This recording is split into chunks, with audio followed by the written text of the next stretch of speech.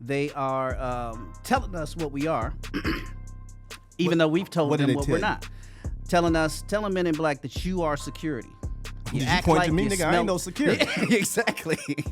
Tell them what we are one more time, just for the record.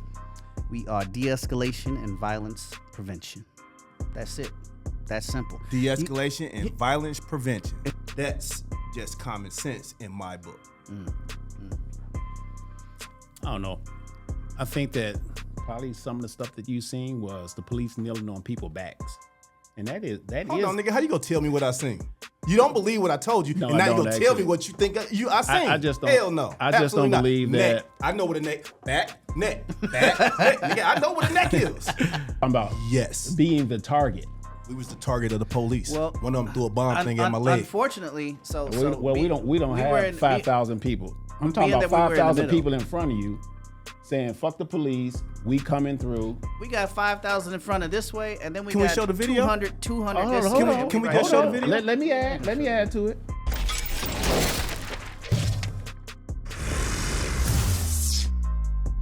What's happening? This is Gator. It's your man Mamba. And this is the Gator and Mamba show. Yo, what's happening, family? Welcome back to the game.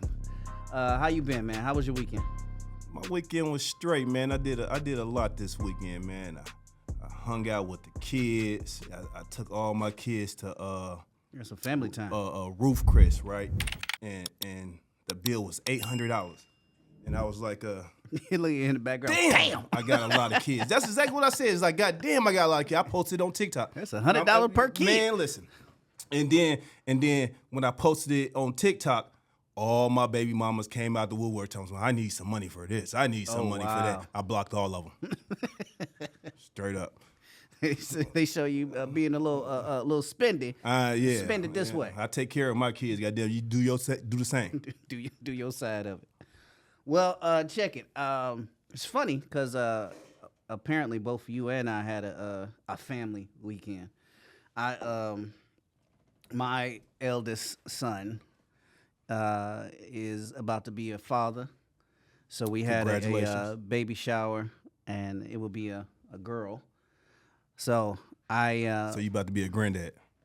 No, I'll be called a pawpaw. Wait. If your son is having a kid, It's that called makes you a pawpaw. granddad. Paw. See how you said that wrong? Okay. Yeah, I'm just helping you in. And the only reason why I'm adapting the term, the word pawpaw, is because I was very close with my pawpaw. I didn't call him grandfather or whatever, and he died like last year or whatnot. So it's like, I want that motherfucking title because I know the closeness or whatever with the word and so on and so forth. So I'm trying to pass that down. Well, you can't stop the fact that you owe the shit. Okay. Shots fired, all right. That's what we're doing, huh? I'm just saying. That's what we're doing. I'm just okay. saying. All right. Well, 8 kids, nigga. That don't make me old, nigga. That make me active. Right? Yes, it's How about active. that? Shit. But no, it was a real good weekend. I know you and I were supposed to hang out. I think we had another episode. We were supposed to hang out. You gonna talk about it on camera? Nigga, you gonna talk about it on camera? Hey, them kids had me doing shots. Nigga, stop it. Well, the kids, not the kids. The young adults. You could have at least called the nigga and say I ain't gonna make it. They had me doing shots of tequila. And it was they little cheap tequila. Wait, nigga, you don't drink no tequila? I don't. That tells everything. Thank you. Got it. I had to appease to the children or to the young adults. I keep saying children. It really sounds bad. But I had to appease to them, man, and it was a good-ass time. They all had a good time. I had some good photos and everything like that. Now we're here to this day. All right. So in transition, we got a lot of stuff happening. We in Minnesota, Minneapolis, Minnesota. Twin Cities, where in 2020 George Floyd was murdered, and we have talked about that a number of times here. Why? Because we was in the thick of it, and we know what we know. One of those things. Isn't the show called Still Can't Breathe? That's the whole basis of the show. Still can't breathe. You know what's funny?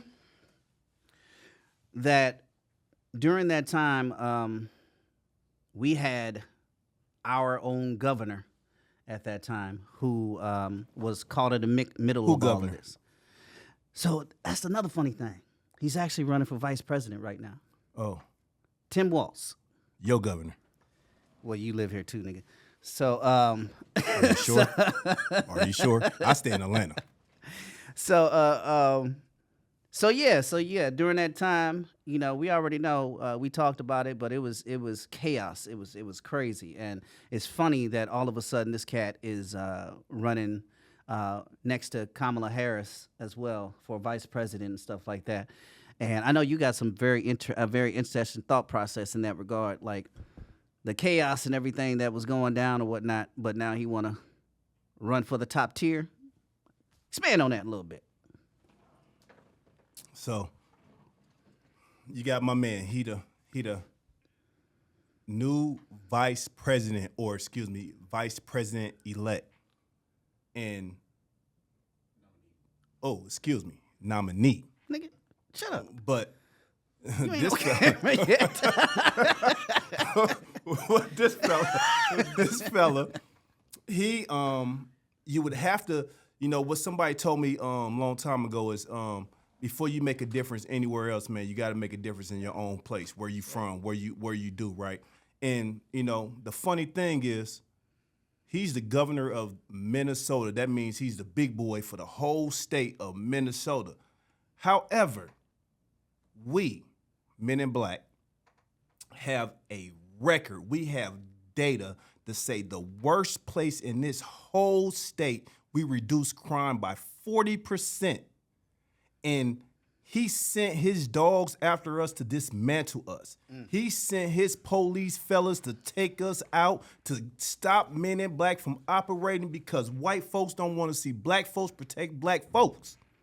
And yet, how the hell you gonna take care of black people in a whole nation when you refuse to take care of black folks in your own state, my man? Yeah. Stop it. But y'all keep voting, though. We got significant They're going to data. make a difference one day. Significant data on, he's mentioning only the highest area in regards to crime in Minnesota. But there are a few areas that are downgraded a little bit from it, but we've cleaned up since we were there. But lo and behold, lovely state of Minnesota wants to stop that. Expand on that, fella. Well, they are telling us what we are, even though we've told them what we're not. Telling men in black that you are security. Did you point to me, nigga? I ain't no security. Exactly. You act like, you move like, you smell like security, you're using words like security. You're security. Right. That's what they're saying. And we have addressed and said out front, in front of everybody, a number of times. Actually, it's on record. It's on record a number of times, especially in the news, saying, we ain't security. We're not going for that. That's not what we on. But yet they still want to dismantle and put a note in us, basically. Tell them what we are one more time, just for the record. We are de-escalation and violence prevention. That's it. That's simple. De-escalation and violence prevention. It's funny too, because there's actually organizations out there that the government pays that kind of do violence prevention aspect. That work. The government pays them. Violence interrupters. Yeah, they pay them. So they're actually a business that the government pays. Oh no, they're more. Most of them are nonprofit. So Nigga, it don't even make sense to be nonprofit if you're getting paid. Explain it. No, they're not nonprofit if you're for profit. Huh? I'm not disagreeing. I'm coming. This shit don't make sense and it's stupid. But I digress. We got a whole joint to talk about this, to dismantle this bullshit. All right. We ain't gonna do it all crazy. But we specifically want to really get into the fact that at that time, I know you got your what you said in regards to opinion in regards to Walz and everything, and I don't necessarily disagree. Yeah, no, you like him. I don't necessarily disagree.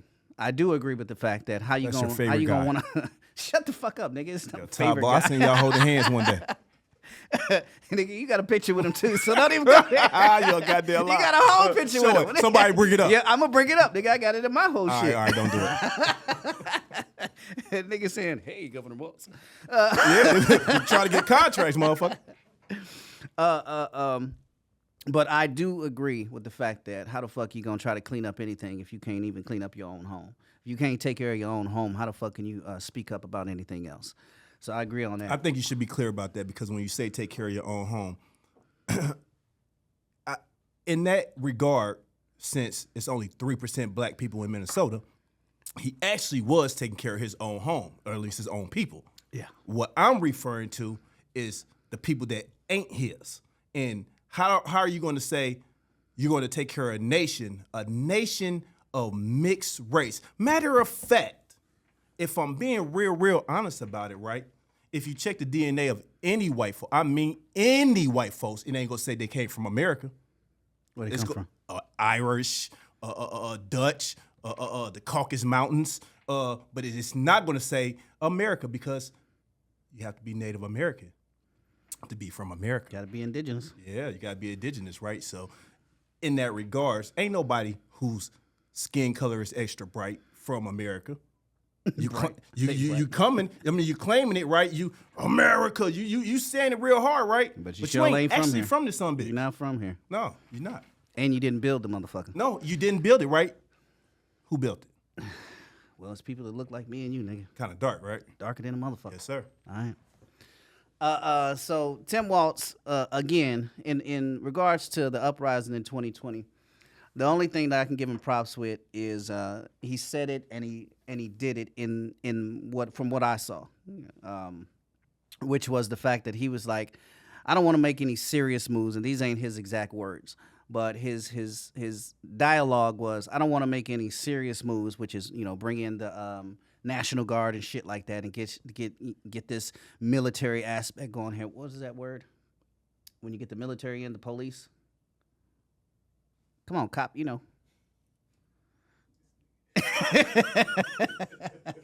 Militarized? No, it's goddamn, I forgot the word. Anyways, we'll think of it as we go. But when the military polices, where you got a curfew and all this other kind of shit. So martial law. There you go. Martial law. So he didn't want to declare that right away. He actually was specifically saying, look, these people are hurting. They're in pain. They're together and they're in pain. I don't want to make that kind of move because I think it sends the wrong message. I think it does too much. I think it adds insult to injury or whatever. And him saying that, I did appreciate, and the fact that, the National Guard wasn't pushed out all right away and shit like that. And people were, I know a lot of other people was pissed off because shit was getting burnt down, but that wasn't us. That was the opposition. They was burning all that shit down, so it had nothing to do with us. The peaceful protesters was the one talking, wanting to be heard, crying on camera, et cetera, et cetera. Those are the ones that I believe he was talking about. But then the other motherfuckers was turning shit up and burning shit down, trying to burn places down on Lake Street where there was apartment complexes on top and businesses on the bottom. So they was just going with, it's just a business, but people lived up there. There's protesters out there. It's like, no, you can't do that, and standing out and shit. So that's the only thing I'm going to give a thumbs up as far as I appreciate just that thought process, that pattern. Let me get this straight. You appreciate that he allowed our neighborhoods to burn because, let's be clear, them suburbs wasn't on fire at all, right? Not at all. So you appreciate that he withheld the National Guard for just long enough for our shit to burn, and then because we were hurting, it was your reasoning because we were hurting. No, I appreciate the empathy being shown. The empathy that let's let they shit burn.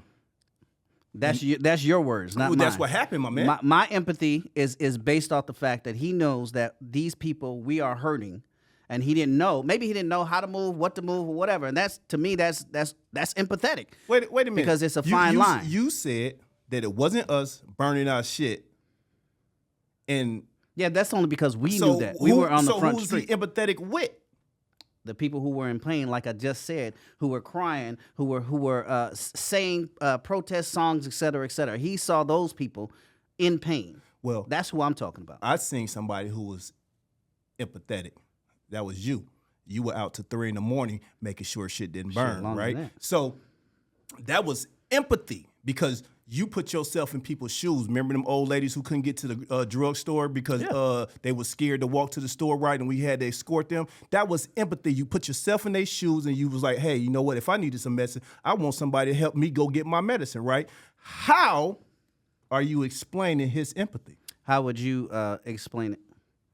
He didn't have make no move fast enough? No. He should have had National Guards immediately in the hood. Like, nope, y'all ain't finna burn this shit down.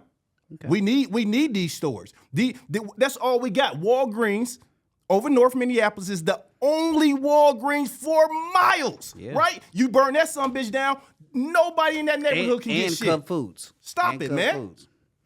But again, I forgot, that's your boy, and I ain't trying to, discourage you. Y'all know I'm going to show pictures of this motherfucker with a hand. This nigga boy, when you show them pictures, I'll be holding hand, waving. You're going to have your uniform on right by this motherfucker. Okay. So, matter of fact, we was together, so I'm pretty sure it's a us thing.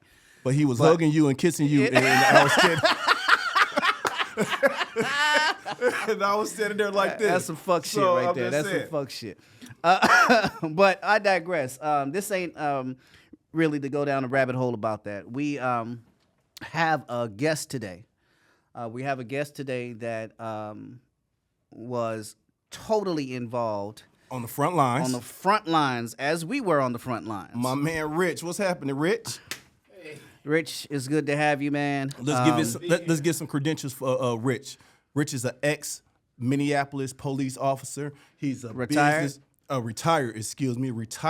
Minneapolis police officer. He's a business owner. He's a DJ. He's a man of many faces. Rich 2K. That's his DJ. And he got a cannabis business as well. Is that correct, Rich? That is correct. You guys just took it a little too far with the cannabis business. Oh, you don't want to be on camera. Oh, okay. Lord, cover me today. Jesus Christ. But yes. Yeah. So yes, I am a retired Minneapolis police officer. I did the game for 25 years. I worked in every precinct. Half my career was in investigations. Half my career is in patrol. And so I have an interesting dynamic because I am from Chicago, so I have community in me. I'm an urban guy, and as well as I was a police officer, so I respect the police. I do back the blue, but also I back the community. So when you speak to me, my questions is going to be based, or my responses is going to be based on a happy medium between the two. It's not going to be one way or another. It's not. That sounds like a disclaimer. It is. It definitely is. Well, what I'm saying is, this side is not always right. Before you get on me. Before you get on me, this side isn't always right, and this side isn't always right. So I'm going to give you like true game from right in the middle. Okay. Give us my first question. Our first question is what we ask everybody, nigga. Don't get off topic. Don't correct me no more. I can't. My first question is, where were you at when George Floyd was murdered? That's interesting. When George Floyd was murdered, I was at work, working in investigations. But at that time, it was some misinformation or some inaccurate information that came out at the time. They kind of declared it as a medical situation, like he died in custody because of some medical situation. And so on a particular day that he died, that was the scenario, or that was the information that was given. And so I really figured out what happened was the following day. When I woke up in the morning, I had about 20 missed phone calls. And I was like, something going down. So I turned on the news, and that's where I saw it. That's where more accurate information came in regarding George Floyd's death. And it was determined that it was at the hands of an officer, a fellow police officer. So that's where I was sitting at home when the real information came out that impacted everything that hit the world. Do you think that the misinformation was strategic? You know what? I think I think that anytime a person dies in the custody of police, it's a big deal. And our public information officer or whoever's giving that information, they kind of go with the information that they have at the time. And I believe that they had to put out a quick response because the public, they needed that information. They deserved that information. So they put out what they had. I don't know behind the scenes what was going on. I don't know if things were pending or information was coming in slowly, but I truly believe that the information at the time was, okay, he died in the hands of police custody. I don't know if you've seen the video, but there were some officers there at the same time. I don't see how that information was accurate. And I agree with that. Get in the mic. He's saying speak in the mic, man. Stay in the mic. I got this little ass chair. Okay. I'm trying to speak it at the mic up here. I tried it. Turn it down. I tested the chair. This motherfucker. Oh, is that the one that sinks slowly? Yeah, this sucker go down. Shit. All right. Hey, you might want to switch chairs. Is it good? No, man, come on, talk. Okay, what's that question? He forgot his own question. I sure did. So based off of, let me ask. I'm trying to think. Based off of what your own eyes saw. Your own eyes now. You were given information at one time, right? And then you, whether it's through social media or whatever, you saw blow by blow, inch by inch, with your own eyes. What was your thought process then? Well, immediately, I thought it was disgusting. To be honest with you, and a lot of my comrades didn't agree with me. Their sentiments were different. They saying it was George Floyd's fault. He was resisting, which he was, but there's no excuse for kneeling on a man like that, especially on critical parts, his neck. Vital parts, yeah. This is a vital part, and if you kneel on somebody's neck, you can cut off circulation. That's just common sense, common knowledge. And so, what made this just really devastating and traumatic is the fact that it was caught on video, it was caught in real time, and it was over a 10-minute period. And so when I usually show up on the call, I've seen a lot of death. I worked in the police department for 25 years. I worked in the traffic unit. All we responded to was serious injury, accidents, and deaths. Mm-hmm. So it wasn't a new thing to me, but what made this different is you see it 1 second at a time. Mm. Now, if we sit here for 10 minutes, if we sit here for a minute, for 60 seconds, you count it off. That's a long time. 10 minutes is long, yeah. So I think it was like 9 minutes and some change. Yeah. So that's a pretty long time. And so to see that, watch somebody die. Yeah, if you watch that video, really watch it, you have to sit there and watch that all the way from 0 seconds all the way to the end time. You can see the struggle. You can see the people in the crowd. And what I saw was, I saw a defiant policeman. That's what I saw. When I processed that information, I seen a policeman saying, hey, you can't tell me what to do. And he was like, I'm going to do it my way, not your way. I don't think his intent was to kill nobody. I really don't. I just think he got caught up in the, you're not telling me what to do. I'm going to be defiant and I'm going to do it my way. And it resulted in George Floyd's death. Let me ask you this question. Before George Floyd, was it common practice for police to kneel on people's neck? No, that's not common practice at all. But I think for that particular officer, it was common practice for him because it was other incidents that followed that, or not followed that preceded that, where people came, they revealed themselves and say, hey, that happened to my son, or hey, that happened to me, or that happened to somebody I know. So with some instances of how his MO, how he operated.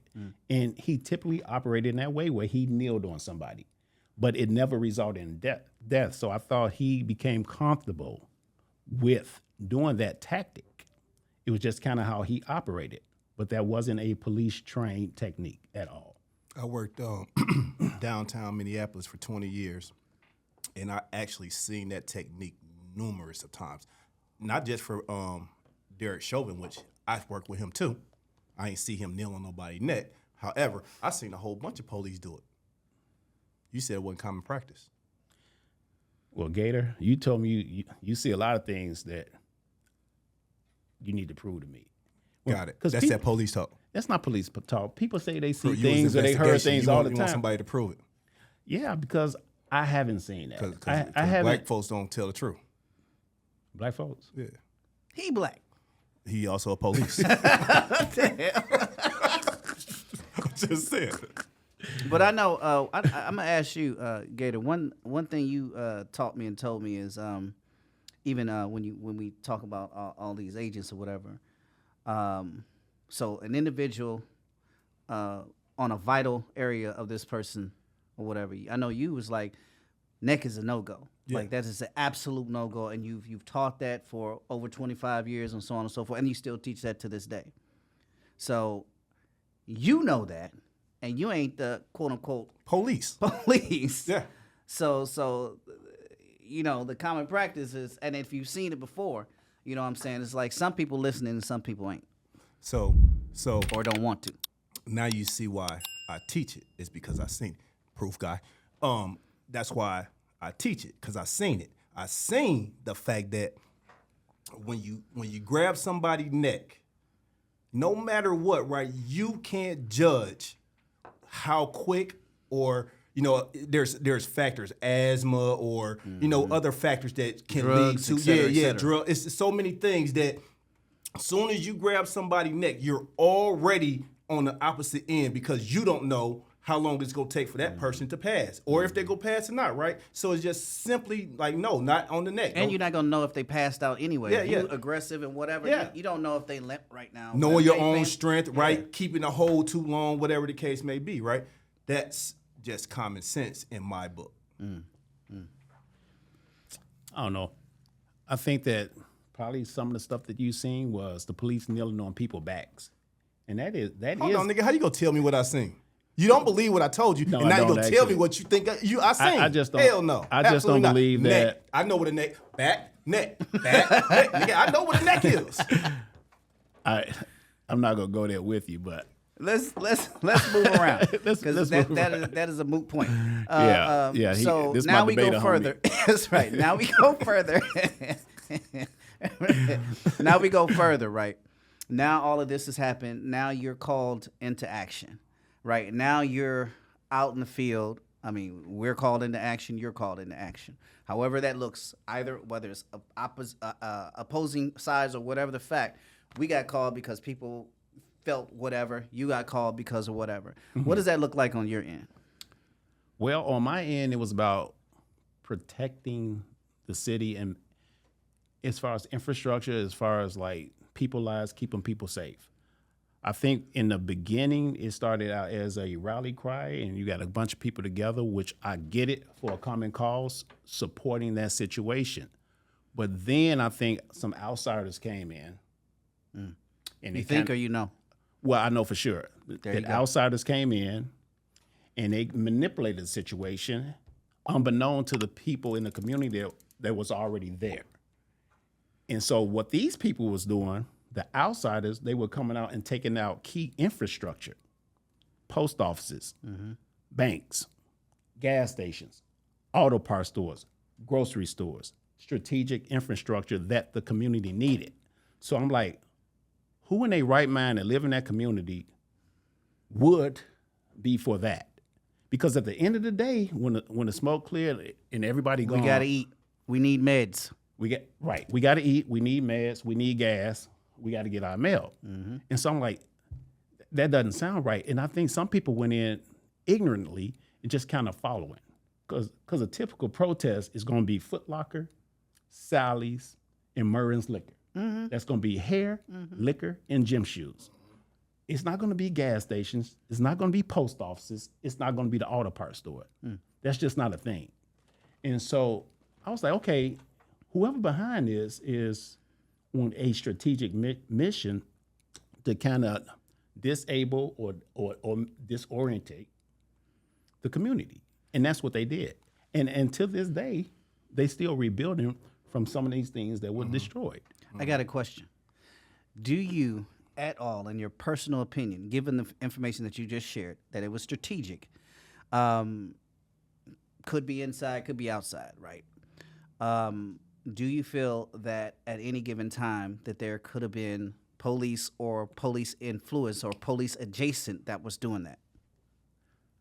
I don't believe that. I knew he was gonna say that. I don't. I knew it. I truly, in my most heart of hearts, don't believe that the police was involved. And if they were involved, it would be photos or something. It'd be some information to reflect that. I am not a conspiracy theorist at all. I base everything on facts, what I see, what I know. So I would just be speculating at that point. So you don't believe either at all police adjacent? So I specifically said that on purpose to say, okay. You mean outside the Minneapolis Police Department? I'm saying my cousin is police, and he may not be fully engulfed into the Proud Boys or some shit like that. But I'm all the way in. But I got a little intel from him or whatever. So now I know how to move, and this is the perfect strategic time to do so. And my cousin may turn the other cheek. Police adjacent. Do you feel like there could be some kind of element in that nature? Well, it wasn't anything confirmed to that nature. So that's neither yes or no. I knew he was gonna say that too. I say no. I'm going to commit to. I just don't believe that. Okay. Can I expound on his question? Absolutely, My man. So then, if you don't think adjacent police had anything to do with it, let me give you a scenario. Around that time, a whole bunch of police officers quit. You don't think that was adjacent to the destruction, the chaos, when a person say, I'm hired or I dedicate myself to do this job, how can you abandon the people and leave them with their hands behind their back when you're gone? You just say, you know what, I quit, I give up. And a whole bunch of them did, right? It wasn't like 3 of them. It was a whole bunch of them. And Hundreds. then now that community is in peril because no one's there to protect them. You don't think that's adjacent to? Second. All right. So this is my take on that. So the city of Minneapolis, with the population that it has, dictates a police force that should have approximately 1,500 officers. And that's based on stats from Kansas City and some of these cities that's comparable to our size. At the time, our manpower was at about 800 officers, close to 800. What happened was you got these policemen doing their job on the front line, getting their butt kicked, and now you got this talk about defund the police. You got the mayor not really supporting the police. You got the chief really not supporting the police. And the city council not really supporting the police. And the governor, right? Well, not quite. Oh, okay. So I'm talking about the local infrastructure. And so police are putting themselves in harm's way. I mean, like bullets, like average citizens did too. Improvised fireworks, shit blowing up and all that. Yeah. And what is the thanks for that? Is you already exposing yourself to trauma. You have exposed yourself to trauma throughout your police career, and now dealing with this is traumatic. Have you ever been in a protest where you got thousands of people on the other side stumping and yelling? And yeah, we were in the middle, so yes.